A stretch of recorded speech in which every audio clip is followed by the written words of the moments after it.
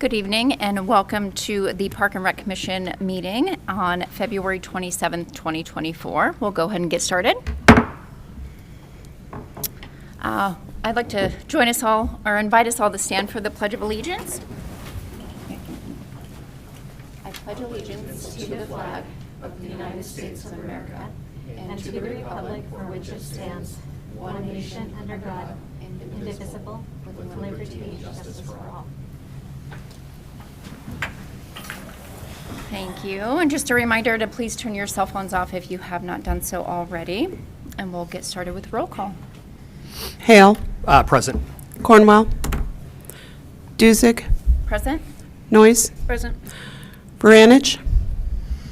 Snyder. Present. Zebel-Wolf.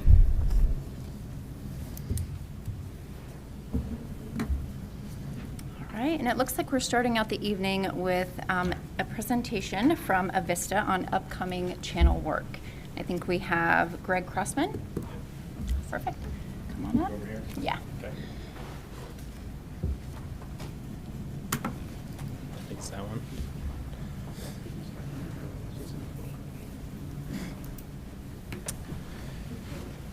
Am I talking to this? Yes. Okay. Good evening, everyone. I'm Greg Crossman. I'm a project manager with Avista. I manage capital projects on our generation facilities. So I'm going to be sharing a little bit of information with you tonight about an upcoming project on the North Channel Spillway. That's the structure that's adjacent and visible from the Falls Park area. We've also got Todd Keesby, if you want to introduce yourself. Todd Keesby, Regional Business Manager. And Renee Wiley.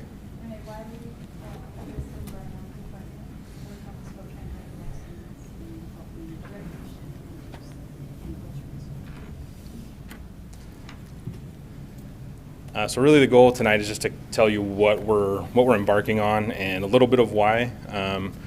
The Post Falls hydroelectric development consists of 3 facilities: the middle channel where the powerhouse and generating equipment resides, the South Channel Spillway that is adjacent to Camillin Park that was rehabbed a few years ago, and then the North Channel Spillway by Falls Park.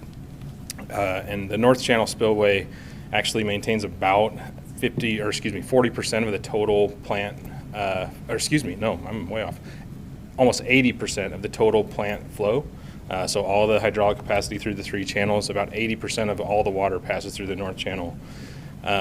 All 3 structures and facilities have been aged until the South Channel was rehabbed a few years ago. But the Middle Channel and North Channel are, for the most part, original or nearly original equipment. They were installed in 1906 or commissioned in 1906, so that's the age of the generators in the powerhouse. Some equipment's been replaced on the North Channel Spillway, but even the newest stuff is about 50 years old at least. So it's time to put some serious work into it to make sure it's a reliable facility that can maintain the Lake Coeur d'Alene for decades to come. So we've started some of the design work, some of the early information gathering, exploratory activities. There were some drilling operations over the last couple months that many of you may have even seen if you were out at the park at any point during the January, February timeframe.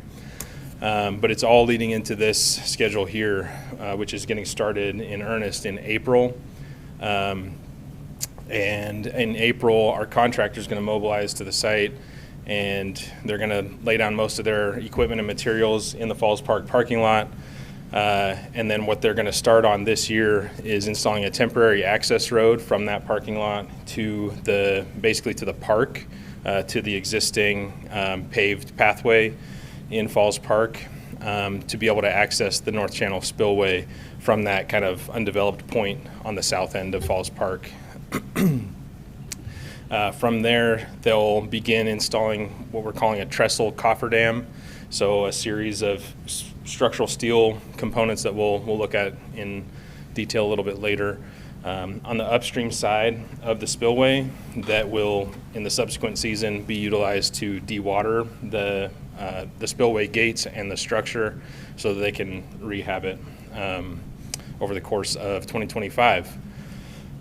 So starting in July of 2025, that's what they'll be doing, is dewatering all of the gates that are oriented in the north-south direction. So there are currently 8 Tainer-style gates in that area. So July 25 through March of 26, they'll perform all that work.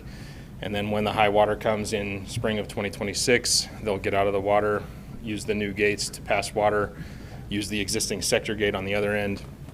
And then after runoff in 2026, they'll get into that other sector gate side and remove that gate and replace it with the new design. And then by March of 2027, all the gates will be operational.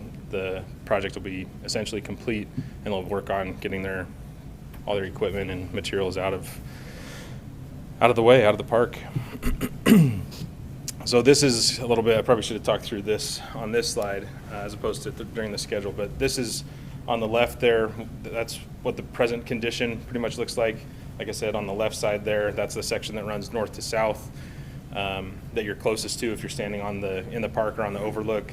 There are 8 radial style tainter gates.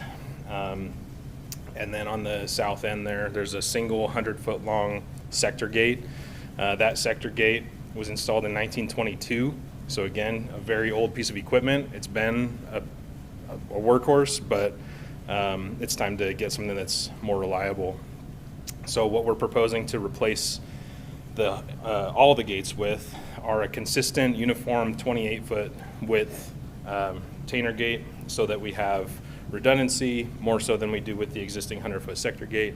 And we have basically modularity, so all the gates are the same. We don't have kind of the 7 full width gates and single half-size gate on the one side, and then the single 100-foot gate on the other side. So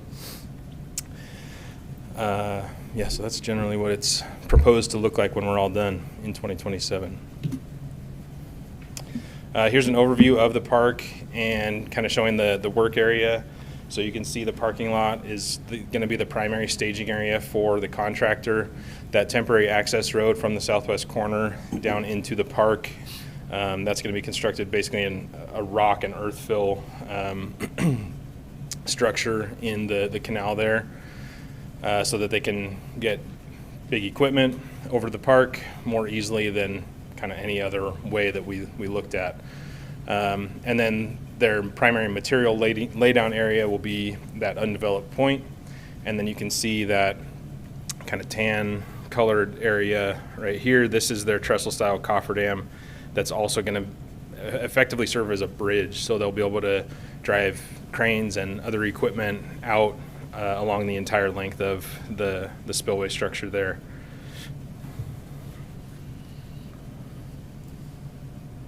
Here's another look kind of at the overview, and you can see in that image some of the lines show where the construction fencing is going to be and where access is going to be maintained. But I'll let Renee speak a little bit more to this slide. Yeah, so we're talking now about kind of the interface between the public and construction projects and trying to make the public safe while trying to keep our park as open as possible. And so what you see on the image there is kind of a combination of our traffic control plan, our pedestrian pathways, and informational signage for the public. The orange construction fencing shows you where the public will not be allowed. That's our closed construction area. And you can see within that closed area, we have a red dot up there. That's the main overlook. So that's the boardwalk and the overlook that will remain closed for the duration of the project. But we do have 2 alternative locations for folks that want to see the North Channel, and the additional 2 green dots are our other 2 overlooks in Falls Park. So that'll be open, as well as the majority of the trails. So at least 2/3 of the park should remain open, as long as we don't have any major conflicts between the public and construction activities. Another thing to consider is the restrooms will be open. Avista and Idaho Department of Fish and Game will be able, and City of Post Falls will be able to maintain our fish stocking program. So we'll be able to stock the pond. We'll be able to provide access for park maintenance crews to be able to maintain the restrooms, sidewalks, play areas, and open areas of the park, hopefully throughout all of our construction activity. Some of the challenges you see, is, 4th Street's pretty much a dead end with our parking lot closed. And so we're going to provide a turnaround by the Avista security gate, and we're hoping it's going to be 60 to 90 feet wide so that we can get all types of vehicles, or they'll have the ability to be able to turn around if they miss the signs and they actually try and make it to the parking lot. Along with that, parking's our biggest challenge because we're losing 50 parking spots at Falls Park. So the 2 shaded areas in green with the big P in them, that's where we're hoping we can have some alternative parking locations. Our contractor is still working with the property owner of that dirt lot behind the burger joint. We're trying to gain access to that lot for alternative parking during construction. We haven't had any luck with them returning phone calls or reaching back out, so I'm going to hopefully work with Avista's real estate department to see if we can make any headway in that direction. And then also we've had discussions with Dave Fair about potential use of parking on the weekends at City Hall, if that's an option. But we haven't landed on a firm alternative parking spot yet. We're still working on it. Let's see what else. You can see Post Falls Landing.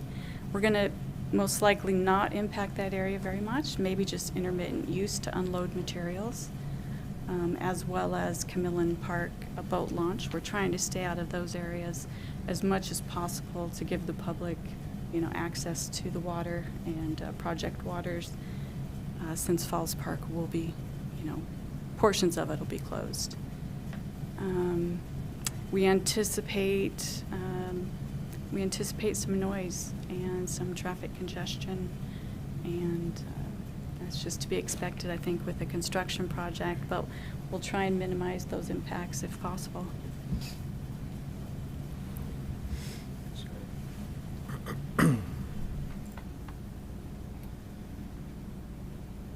All right, thanks, Renee.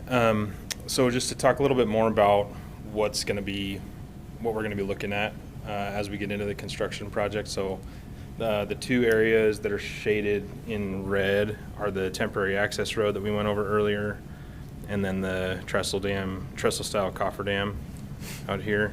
And this is kind of a section of what that trestle cofferdam looks like. So once the contractor mobilizes and constructs the temporary access road, this over here is what they're going to be getting in the water to install. So it's going to include quite a bit of diving work, as well as some underwater excavation and quite a bit of drilling work as well, to provide that access and dewatering mechanism for construction of the actual permanent work the following seasons.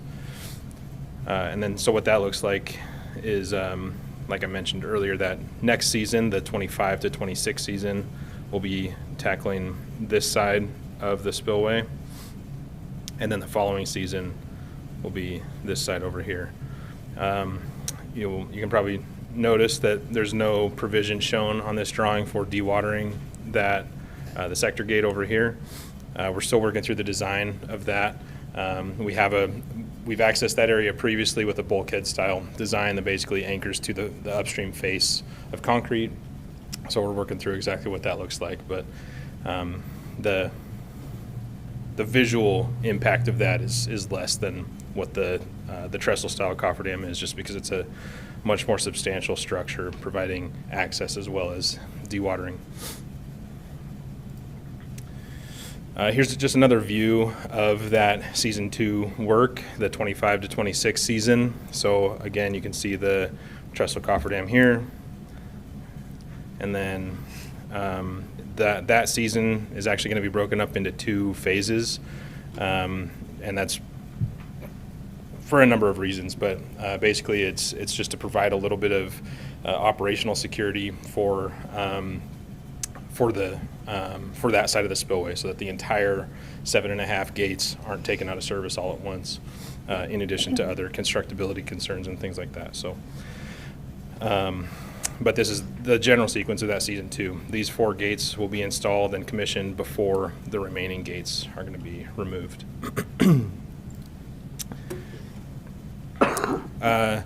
So we've got about a 3-minute video here.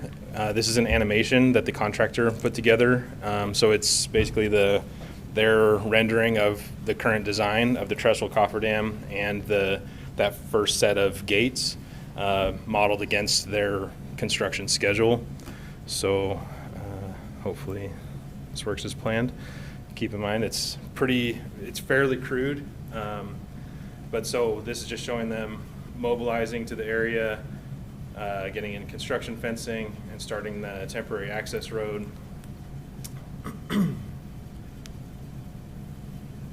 So you can see, I should have mentioned too, where that machine is, that's up in the parking lot. This is the access road across the canal.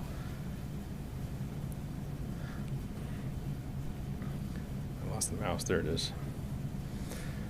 So once the access road is complete, then they're going to be moving into beginning of the trestle installation. It is going to be somewhat barge supported, especially removing some of the existing material at the south end there. There's quite a bit of material built up.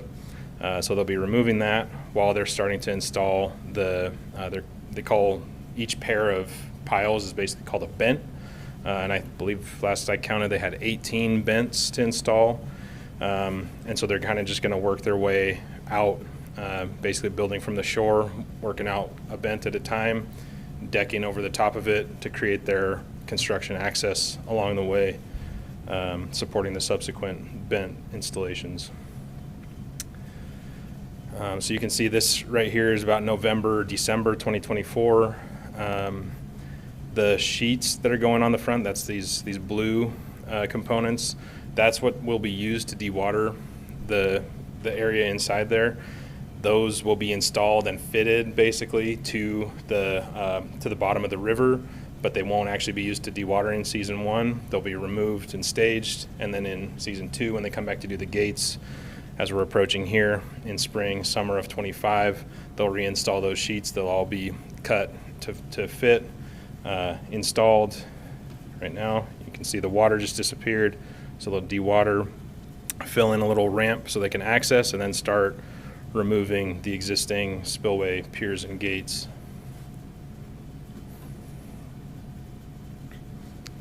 And as they're removing, they'll also start rebuilding, so basically just kind of chasing themselves through the sequence. So here we are, about end of 2025 is when they're intending to have the first 4 gates complete and commissioned. You can see they install this cutoff wall here to allow them to remove the remaining piers and gates. Not sure exactly how they showed it in the animation, but I believe you'll see soon they'll take out these sheets, rewater this area, which could be used for spill, while they're continuing to work on these final gates in this area. Maybe they didn't show that. We'll see. I think that's the end of it. So they didn't show that, but that's how that'll go. So they'll put this cutoff wall here, rewater this area. That'll be able to handle spill, and then they'll continue working down here. And again, we're still working through the details of the sector gate side over here on the left. So that's not shown in this video, but it'll be available once we're through that part of the planning and design process. Oh, nope.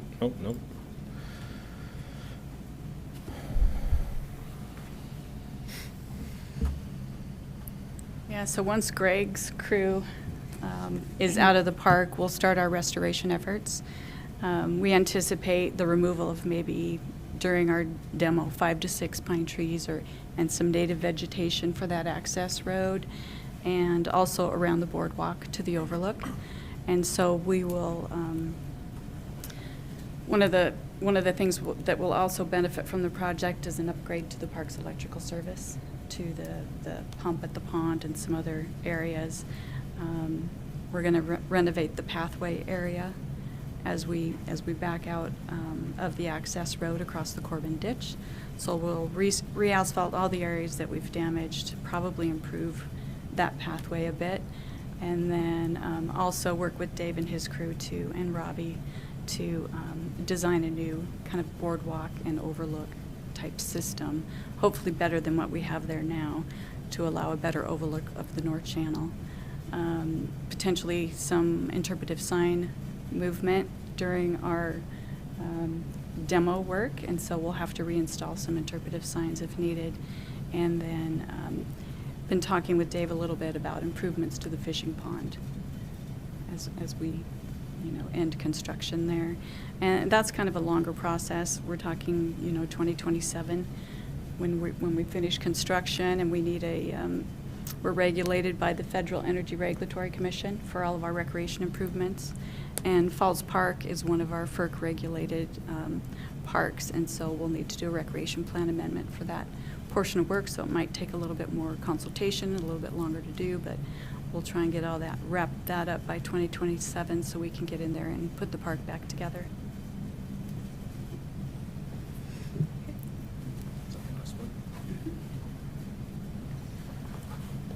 Does anyone have any questions? Yeah. I don't right offhand. Do you guys have questions? No, mine would have been about the impacts to the park, but you guys addressed that, so thank you.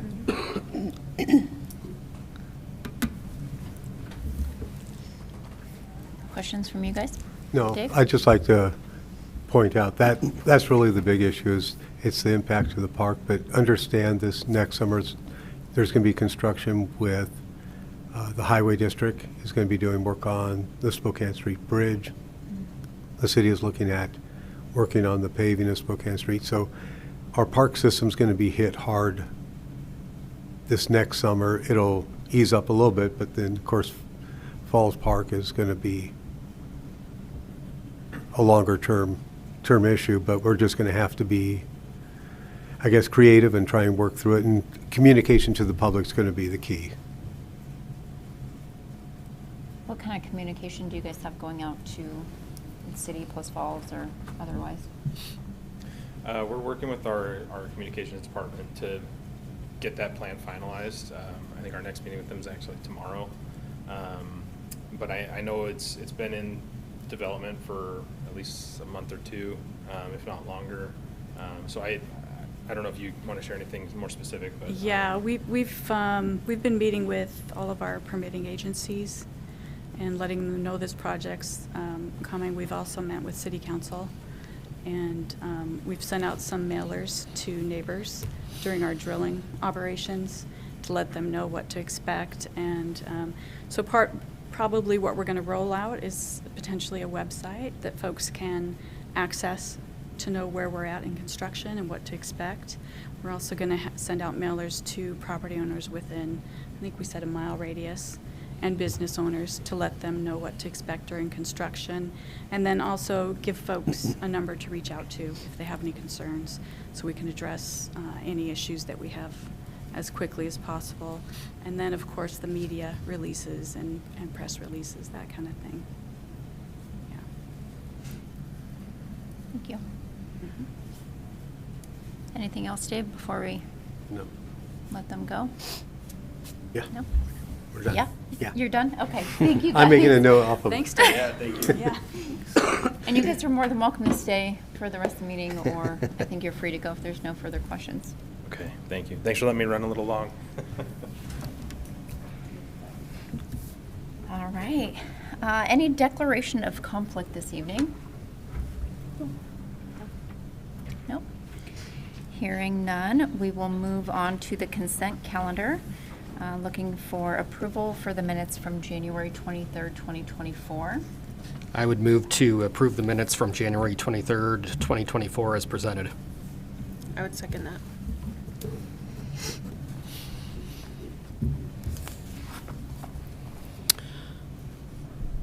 Noyes, Aye. Duzick, Abstain? Hale, Aye. Snyder. Aye.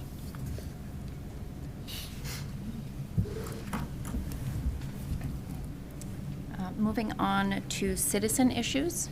Do we have any citizen issues to be heard this evening? No. Hearing none, we will move to unfinished business.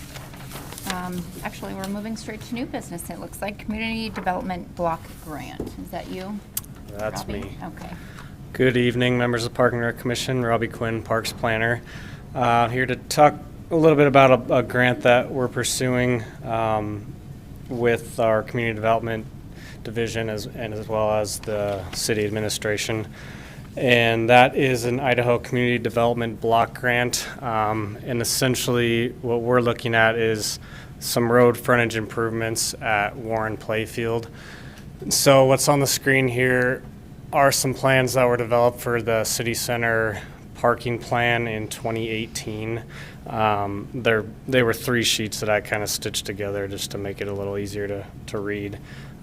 So Warren Playfield is right here, this little spot. So we have 2nd Avenue, Idaho Street, and then 1st Avenue are kind of the 3 road frontages along Warren.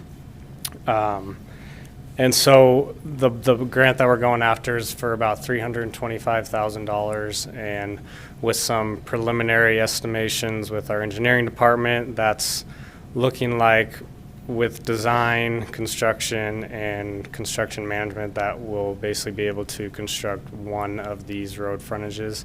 And so we're targeting the 2nd Avenue for a couple reasons.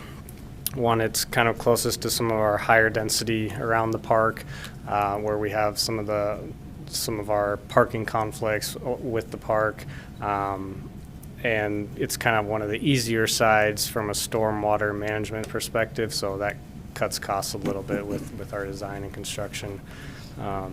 And with these improvements, we'll be adding curb, gutter, sidewalk, stormwater management, and pedestrian ramps at the intersection of Idaho and 2nd Avenue, as well as a connection to the existing sidewalk on Warren. So currently there isn't really any access other than through, the dirt and the gravel to get into our park. So that's kind of one of the main highlights of this project, improving ADA access to our site. And so that's kind of where we're at. We're hoping to submit by about May, kind of May timeline. And then we will also be taking this to council to inform them as well. So no action item, really, it's just kind of information at this point. So if you have any questions, I'd be happy to answer them. If approved, when would construction start? So if approved, we would look to design this year and then construct next year. Do you have anything to add, Dave? No, I think you covered it well. We have so many construction projects, we just want to try and get out ahead so that communication to you folks in the public are there and know how we're trying to piece it all together.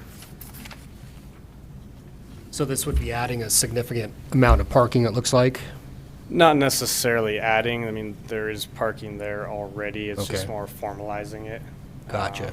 So it will likely be a little less than what's shown just based on kind of our preliminary look at the stormwater. So everything that's shown there is pretty much already there? More or less. They're just parking basically on the shoulder, so into the gravel and the dirt. Okay.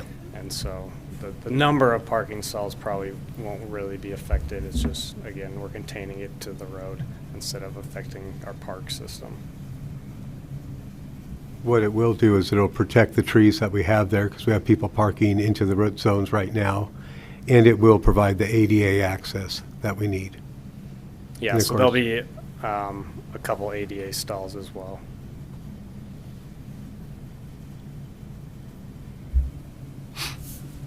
Any further questions for Robbie? No? All right, thank you. Okay. And then another new business topic, Trails Project at Kiwanis Park. Evening, members of commission. My name is Preston Hill. I'm the urban forester for the city, and I've been working closely with a local scout who's interested in doing a project in one of our parks. And so here to tell you more about that is Joseph Moran.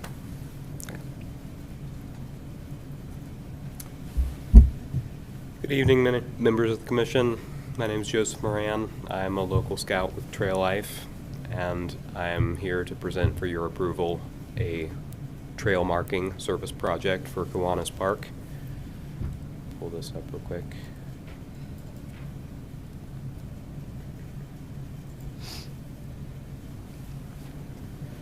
So, a little bit about me and about Trail Life. Trail Life is a Christ-centered outdoor adventure program for boys, similar to Boy Scouts of America.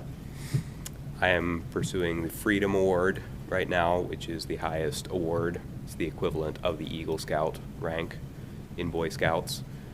And one of the biggest parts of the Freedom Award is what we call the Servant Leadership Project, which in essence means I have to plan and implement some service project that benefits the community in some significant way.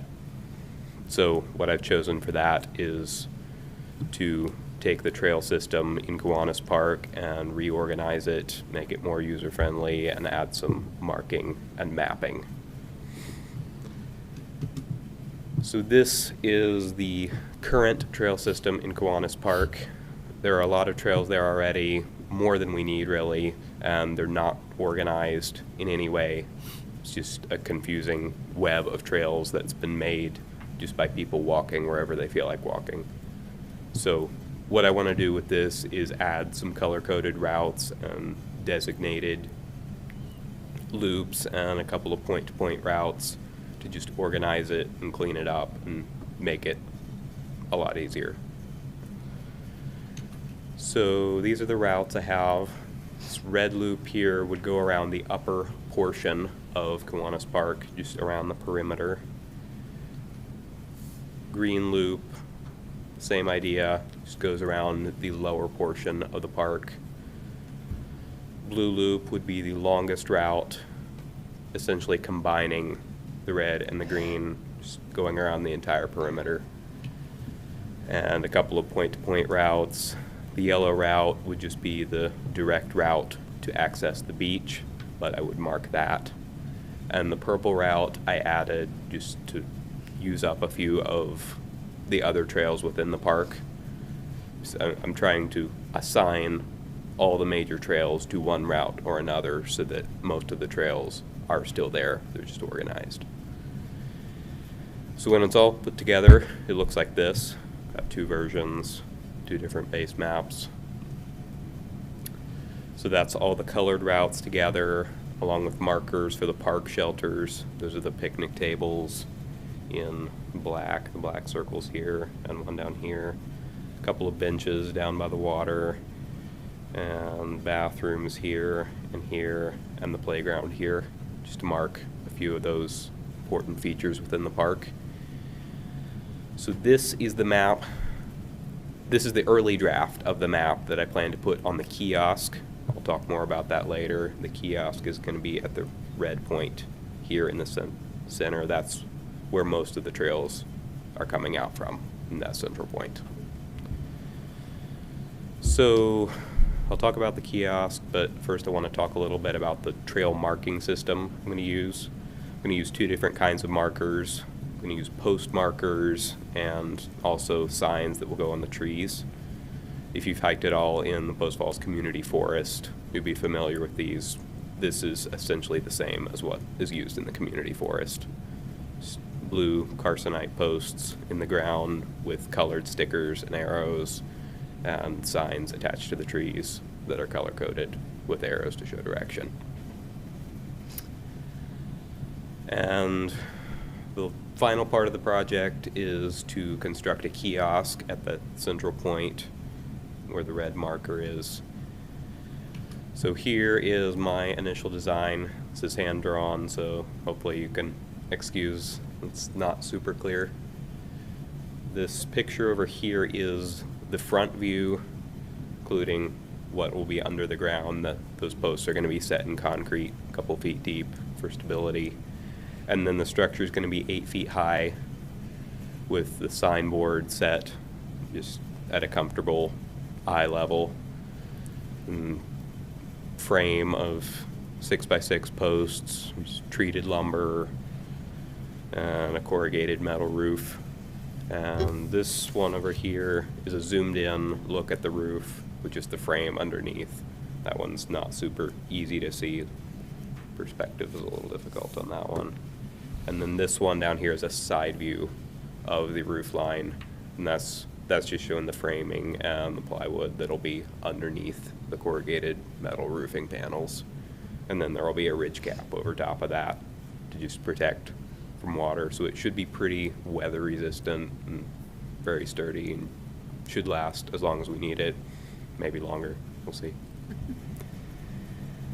So that's the kiosk.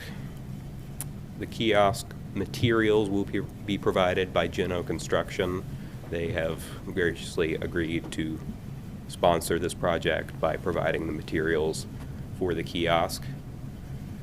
The trail markers are coming out of what the city already has in stock, so there shouldn't need to be any more purchased because there's quite a few in stock already, and I'm going to try to work with what we already have.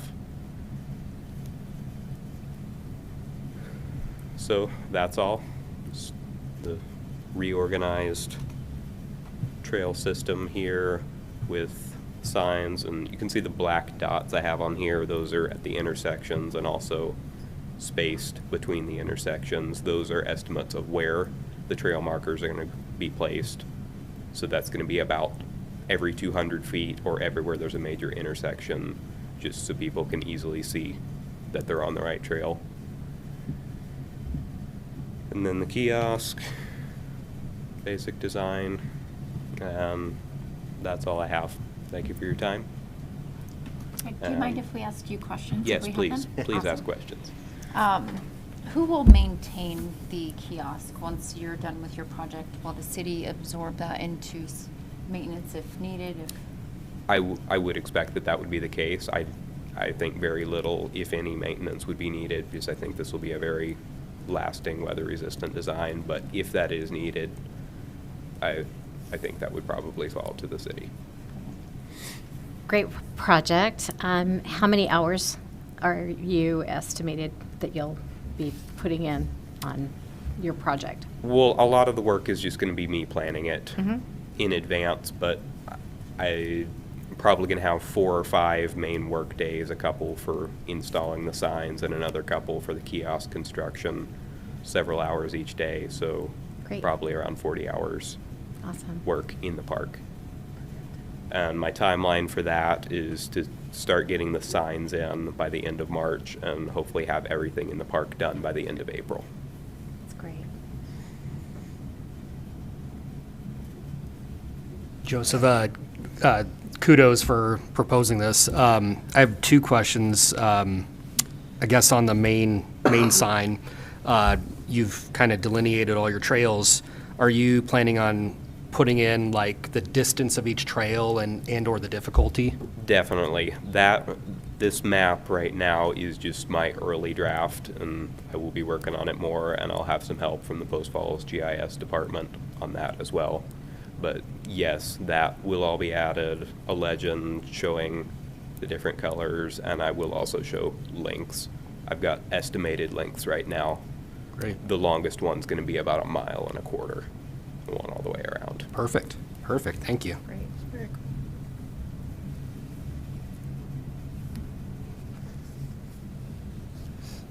Any other questions from commission members? Staff? No? So if I'm understanding today, we're looking for a motion to approve. Actually, you don't need to. Okay.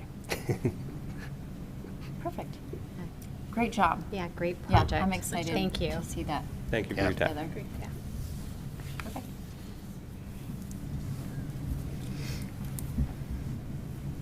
All right, staff reports. Oh.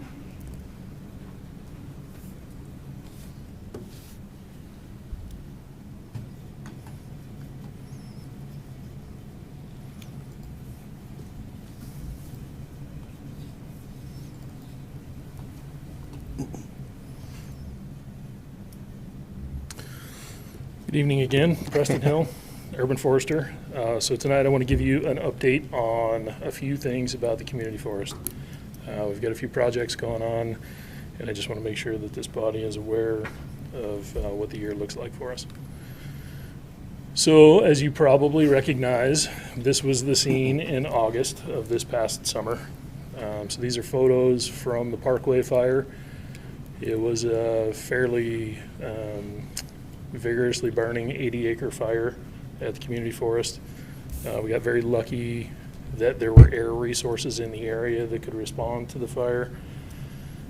IDL, KCFR, and Post Falls PD expended quite a bit of time and effort and resources in suppressing the fire. Thankfully, no lives or property were severely damaged from the fire. So we're all thankful for that. This is a map of what is currently closed in the Post Falls Community Forest. So the yellow polygon shows the area that's closed. That area is still closed surrounding the burn area because we're still a little concerned about public safety and hazards that may exist in that burn area. So those hazards include things like excavated holes that the fire teams dug to chase burning roots and the duff layer. Those need to be filled in. We have trail markers that are burned and need to be replaced. And so folks that hike on those trails may get more lost now than they had before. We do expect and have actually seen some erosion and soil and rock movement as a result of the root systems from the trees, shrubs, and forbs not holding that soil in place. So we want to give it time over the winter and over the spring to get as many weather events as we can and as much precipitation as we can to minimize all of those risks before we reopen it to the public. So that's where we stand now. Our target open date for that area, that entire yellow polygon, is late spring, so sometime in May. But time will tell. We're gonna analyze it at that time and see if we think it's a good choice. So in November of 2023, there was a grant-funded opportunity that came our way for $125,000 for hazard fuels treatment. We qualified for that grant and we were awarded that grant. And these are the partner agencies that are involved with the project that's being used with that money. So Idaho Department of Lands is the grantor of that money. It is their funding. The Kootenai County Office of Emergency Management, they're the grantee. So they are the ones who are actually receiving the grant funding. City of Post Falls is providing the location for the project. Also, Avista owns a portion of that property, and so a portion of that work will be done on their property as well. And Inland Forest Management is the consulting forestry company that is managing the project. Even within the City of Post Falls, it's a collaborative effort between the Parks Department and the Water Reclamation Department. As you know, both of those entities have a vested interest in what goes on the community forest. The Water Reclamation plans for future land application of that site with treated wastewater. And so what we're looking at is a large project from our perspective that is cross-boundary and a collaborative effort. So this was the initial rough draft of what we wanted to do with that money. The red outline there shows the burn area from the Parkway fire.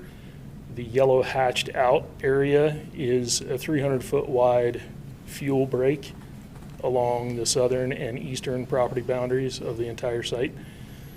So the origination point of the Parkway fire is somewhere in that general vicinity, and so the fire really traveled southeast. That's the direction of the prevailing wind, and topographically, that's also the direction the fire moved the fastest. So we figured that the southern and eastern property boundaries would be the best first step to create a safety barrier between any potential future fires and those adjacent properties that were threatened with the Parkway fire. So what we're talking about here is a shaded fuel break. So a traditional fuel break would be a clear cut, the removal of all fuels, all wildfire fuels. A shaded fuel break is very much your traditional fire-wise prescription. So a thinning of the fuels, the trees, removal of most of the underbrush, and a limbing up of the trees. So the whole idea here is not to prevent fire. We can't fireproof the woods. But the idea is that if there were future fires, the work that we do here could affect the behavior of a future fire and give first responders more time because the fire would be less intense and slower moving. So a 300-foot wide shaded fuel break is what we're moving forward with up there at the community forest. So forgive me on this slide, we've got 4 different maps here. This is the conceptual plan, 300-foot wide break across the entire property boundary. And these are the finalized mapped polygons of the 4 geographic units that all line up to make that shaded fuel break. So this takes into account the forest types and also the topography of the site. So we can't just draw a straight line 300 feet wide. It's not that simple. So these are the prescriptions for the area. The one on the left is the farthest to the southwest, and it is the flattest with the easiest access. That is a machine unit. So we expect a machine similar to this one to be able to access most of that unit and get that work done through mastication, so mulching and chipping. The other 3 units there are all hand work units. So that's just like it sounds, brush cutters, chainsaws, handwork, piling, burning, labor-intensive type of work. All 4 units together make up about 60 to 65 acres of treated area. The 2 units on the left there the bids have come in and they have been awarded to contractors. The first unit on the left, that contractor can't begin yet because of load limits that are on, and so they can't mobilize their equipment into the site yet. But that's okay because that machine work can be done almost any time of the year. The other 3 units, since they include burning, it's best if they're done in the spring, so by April sometime.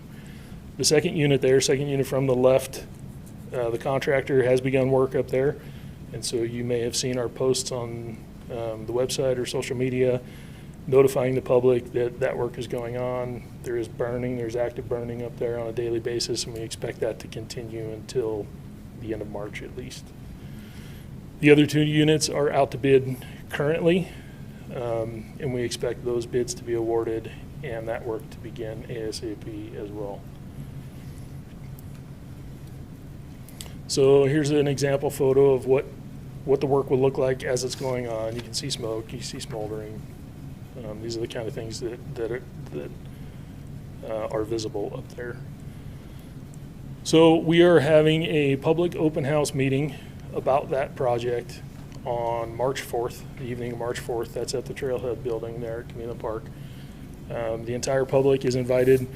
We've sent out these flyers to all residents within a half mile of the community forest.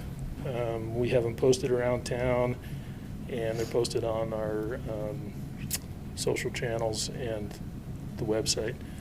So I'd like to invite you to come and attend.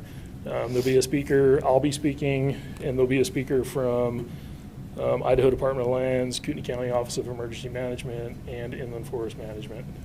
Each one of us will be talking a little bit about the different aspects of our involvement. And then the final thing that I want to talk to you about or notify you about is kind of exciting. So we are trying to gather enough public interest to create a nonprofit group of Friends of Post Falls Community Forest. So we're going to have an information table at that public open house about that. And we already are garnering some interest, and we really just need a core group of individuals who are willing to serve on that board and get that actual nonprofit entity off the ground. And we're hoping that we can get some public tie-in and buy-in on that site that we can partner with to help us out. So that's pretty much all I have, but I'm willing to entertain questions.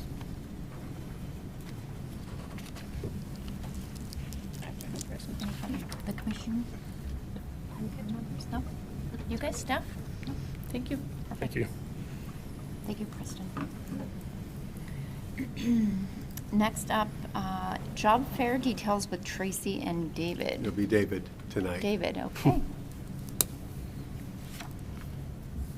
Good evening, Parks and Recreation Commission. Thanks for having me. My name's David Bugenhagen. I'm a recreation coordinator with the City of Post Falls, here to share development of our upcoming job fair. This is the inaugural version of the job fair, and we created it due to demand for staff between summer camp, youth sports officials, park seasonal positions, and I was just made aware of construction seasonal positions, so we're going to advertise to all of these openings and try and bring in a lot of people, ranging from high school and college kids, retirees, teachers who are off in the summer, just kind of our main, who we're targeting, our main demographic for employment. It takes place on March 14th at Black Bay Depot from 4 to 7 p.m. We had some data from the National Parks and Rec Association, NRPA, kind of outlining the same challenges. They did a study of recreation departments across the country and found that many departments are struggling to fill positions. So that's kind of a basis for what we decided, or why we decided to have a job fair, because we're trying to accommodate schedules and different time challenges. So the more folks we have on payroll, the easier it is to fill certain needs if people are sick and need time off. So the format is basically folks will show up to Black Bay Depot that evening. Resumes are not required. We'll take them if they have them, but they'll show up. They'll let us know which of the 4 departments between camp, youth sports, parks, and construction kind of they're interested in. They're able to apply for more than one. We're happy to have people interested in multiple. Then they'll go through, and each department will have, or each segment of the department will have a table set up where they'll interview folks. They'll rate them just so that we can compare them easily between other candidates. And then if any candidates are interested in multiple positions, then we'll have a meeting to discuss who's going to, offer employment, kind of a draft situation. And yeah, so that's basically the job fair. We're going to do a lot of prizes and games and food and try and meet the high schoolers kind of where they are, trying to appeal to them.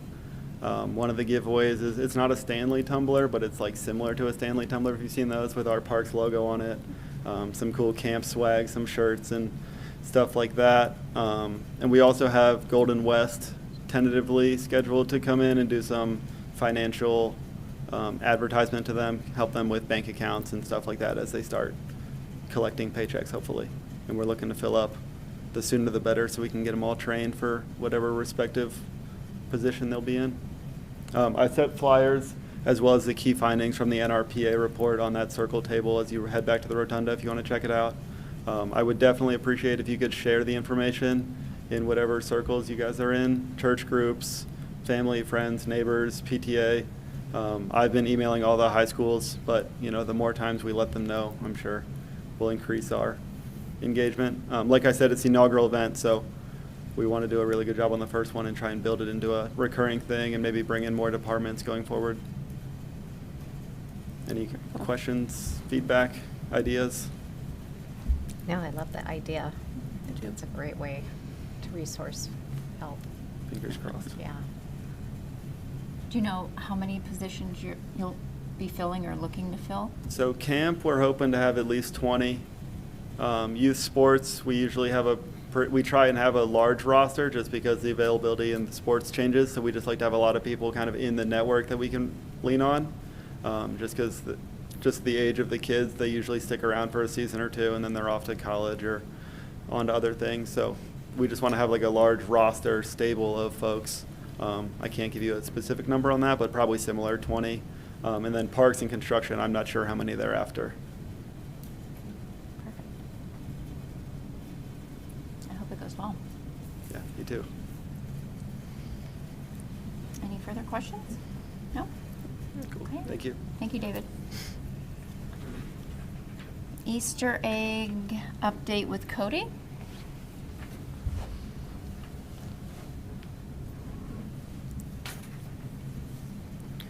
Good evening, Parks and Rec Commission members. My name's Cody Dehn, and I'm the Recreation Supervisor here with the city. Here tonight to give you a brief update on the Easter egg hunt. The date of the event is March 30th from 1 p.m. to 2:15 p.m. We host divisions for toddlers, 3 to 4-year-olds, 5 to 7-year-olds, 8 to 11-year-olds, and then our special and mobility needs members, which go into their teens. We highly encourage you to bring your children or encourage your family members' children to attend the event. It's a lot of fun. We have tons of prizes. This year it is sponsored by Golden West Credit Union again, and our outreach specialist and I are still seeking other sponsorships.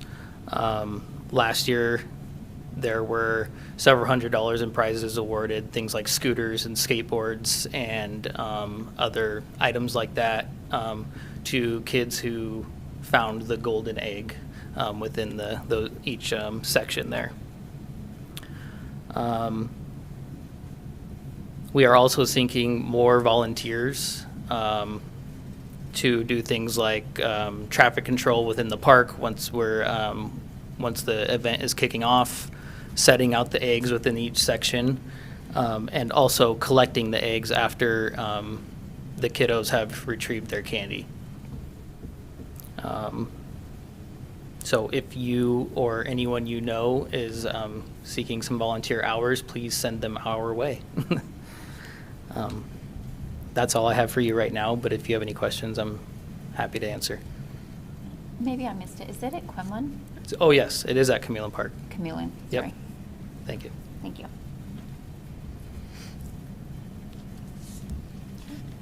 Any questions? You asked my question. Go. All right, thanks, Cody. All right, thanks.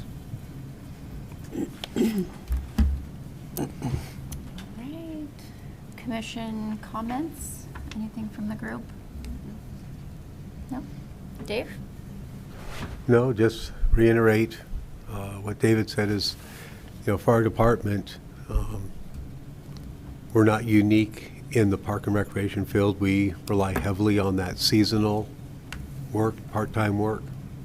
Probably looking at needing to fill about 70 spots in the summer. Things have changed a lot. We see a lot more people coming in that want time off, so that's why staff is being creative in that. So the days of somebody working, say, 12 weeks, that's very rare now. So we have to take that into account, just like everybody. Obviously, we're competing with a lot of other businesses out there, so we may not always be at the top end of the pay scale, but we're definitely on the fun end of the pace or the job scale. Right. So word getting out is a good thing.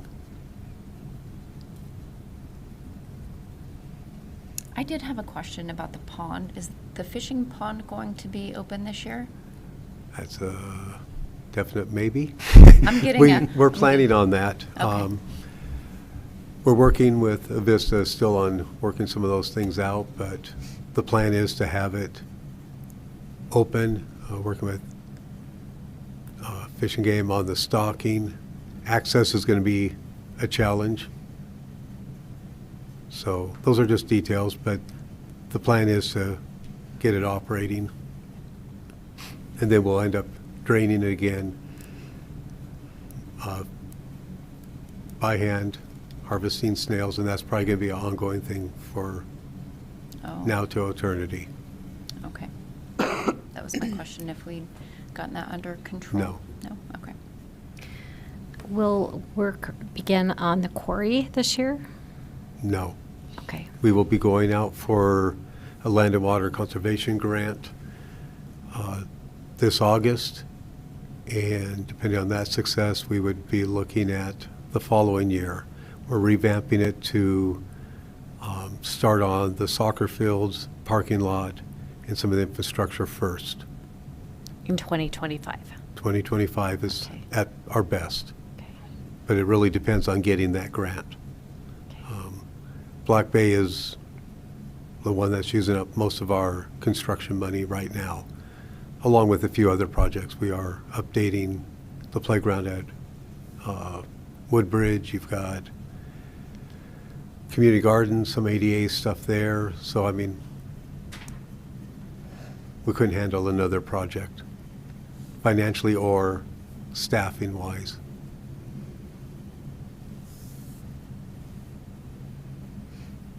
Okay.